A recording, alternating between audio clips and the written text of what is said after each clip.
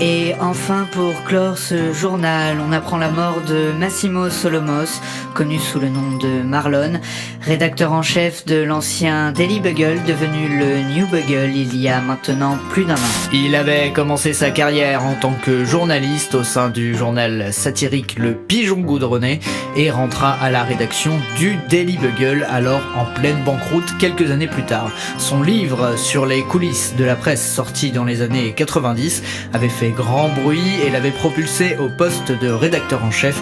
On l'écoute, c'était en 1994, juste après son arrivée à la tête du journal. Le but du jeu, c'est pas simplement de remettre le journal en tête de gondole dans tous les kiosques parisiens. C'est surtout de proposer un point de vue et pas seulement un vulgaire exposé plat et froid comme on commence à lire dans tous les canards depuis quelques années. Et ça peut se faire sous différentes formes, hein. Il peut y avoir de l'humour, mais aussi des articles très techniques qui ne restent pas uniquement sur la surface des choses, de peur que les lecteurs n'arrivent pas à comprendre. Et puis aussi, bien sûr, il y aura des rubriques un peu plus détendues, on va dire. Mais je crois que si on veut convaincre un lecteur d'acheter notre journal, on le fera pas en le prenant pour un enfant et en lui racontant juste de belles histoires, ou des histoires qui font peur. Quelques heures seulement après l'annonce de la mort de Marlon, le rédacteur en chef du New Bugle, déjà les théories du complot vont bon train sur les internets. Un reportage de Céline Fressel.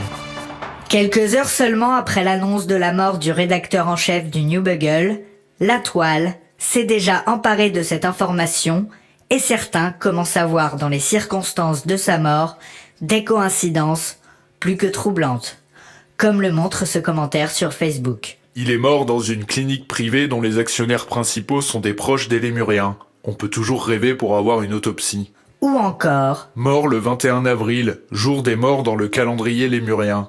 Coïncidence? les auteurs de ces commentaires sont-ils réellement des conspirationnistes ou sont-ils simplement ce que les habitués des réseaux sociaux appellent des trolls?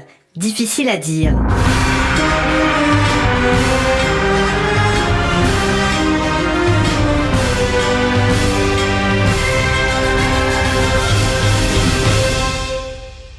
Bon, faut vraiment que tu fasses quelque chose pour le café de l'hôpital, hein. Je sais pas si c'est le café en lui-même ou si c'était machine, mais c'est clairement imbuvable, quoi. En fait, c'est une société que j'ai rachetée qui s'occupe de ça. Je m'en occupe pas vraiment.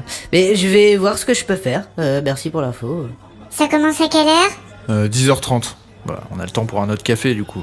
Moi c'est bon, j'en suis déjà à mon 4e depuis ce matin. Et la petite, ça va? Elle fait pas encore ses nuits, c'est une catastrophe. Ouais, en même temps, elle a 3 semaines, hein. Vous l'avez pas prise avec vous Non, elle est chez ma mère. Non, les pleurs de bébé pendant les enterrements, non merci, c'est déjà assez triste comme ça. Mais, alors, excusez-moi de revenir là-dessus, hein. Le médecin pouvait vraiment pas le forcer à prendre le traitement? Le forcer, non, hein. Il a essayé de le conseiller. Il nous a même appelé pour qu'on essaye de le convaincre. Mais bon, quand il se mettait une idée en tête... Mais alors, pourquoi il a accepté de lui donner le traitement expérimental? Il savait que ça marcherait pas, non? Je pense que oui, mais il s'est sûrement dit qu'il valait mieux faire ça que rien du tout. Dans ce genre de cas, faire ça ou rien du tout, c'est presque pareil, hein. Bon, on peut changer de sujet. J'ai pas envie d'avoir ça en tête pendant l'enterrement, moi. Désolé, hein. On essaye juste de comprendre. Y a rien à comprendre. Ça c'est juste mal boutiqué, c'est tout. Non, et puis... les laboratoires Boiton ont pas vraiment arrangé les choses, hein. Comment ça? Ils sortent un médicament contre le cancer alors qu'ils étaient au courant qu'on écrivait sur eux. C'est quand même bizarre, hein. Mais bon, j'ai aucune preuve, hein. Et comment tu veux prouver ça? C'est juste une coïncidence. C'est sûr, hein. C'est que de l'intime conviction, hein. Et c'est difficilement prouvable. On peut toujours se consoler en se disant que peu importe ce qu'ils voulaient faire, ils ont raté leur coup. Ouais, je sais pas si le jeu en valait la chandelle. Bon, vous pouvez la boucler? Sérieusement? Je veux pas penser à ça maintenant. Je suis désolé. Ouais, pardon. Ouais, excuse-moi.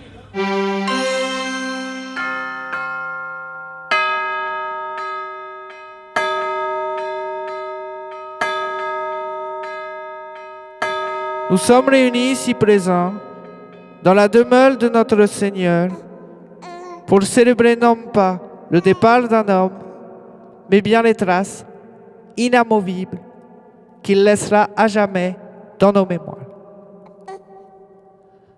Je pense particulièrement à ses proches amis et collaborateurs ici présents qui garderont à jamais dans leurs esprits la détermination et la clairvoyance dont ils faisaient preuve jour après jour. Ouais, ça reste à prouver. Mais chut! Comme le disait Sénèque, la mort la plus douce est celle où l'on se voit pleurer de ceux qu'on laisse sur la terre. Ainsi, à nous qui le pleurons en ce jour, il laissera dans nos esprits le souvenir d'un homme, toujours à l'écoute, ouvert sur le monde, dévoué à la recherche de la vérité. Non mais sérieusement, il le connaissait pas en fait. Avant d'accompagner cet homme dans sa dernière demeure, je vais laisser ses proches s'exprimer afin de lui rendre un dernier hommage. C'est à vous, monsieur. J'entends souvent dire que le hasard fait bien les choses. Mais aujourd'hui, j'aimerais sincèrement savoir si il est possible que le hasard fasse mal les choses. Après tout, c'est le hasard. Il fait bien ce qu'il veut. Alors, j'ai lu, à droite, à gauche, que certains pensent que des individus sont responsables de la mort de Marlon, que ce serait le fruit d'une conspiration, qui aurait des coïncidences troublantes, enfin bref, admettons. C'est vrai, après tout, Marlon n'avait pas que des amis. Il en avait même peu, pas assez pour remplir cette église en tout cas, désolé de vous le dire. Mais penser que des personnes aient pu orchestrer sa mort, ça serait donc admettre, d'une façon ou d'une autre, que ces personnes seraient responsables de son cancer. Car c'est bien ça qui l'a tué. On parle pas là d'un accident ou d'un meurtre, mais bien d'une maladie. Les personnes qui tiennent ce genre de théorie pensent que le hasard n'existe pas. Eh bien, laissez-moi vous dire qu'il se plante. Royalement. Mais alors, de là à dire que le hasard fait bien les choses. Eh bien, pour moi, les personnes qui pensent que le hasard fait bien les choses se plantent autant que ceux qui pensent que le hasard n'existe pas. Dire que le hasard fait bien les choses, c'est enlever au hasard tout ce qui fait qu'il est le hasard. Si le hasard est déterminé à faire le bien ou le mal, alors ce n'est plus le hasard. Ce qui nous maintient en vie, décide de notre mort, ce n'est pas le hasard. C'est bien notre capacité à réagir face à ce hasard. Et bien Marlon s'est planté. Il a voulu jouer aux apprentis sorciers, s'est fait embobiner par différents individus. Mais s'il y a une personne qui est responsable de sa mort, c'est lui. Pas le hasard. Pas je ne sais quel pouvoir occulte. Je te l'avais dit, Marlon. Je te l'avais dit. Mais bon. Têtu comme une bourrique.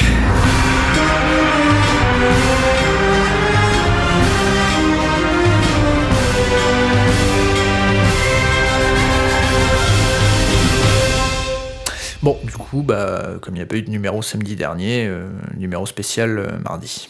Ouais, on attend pour notre dossier ou... Je sais pas.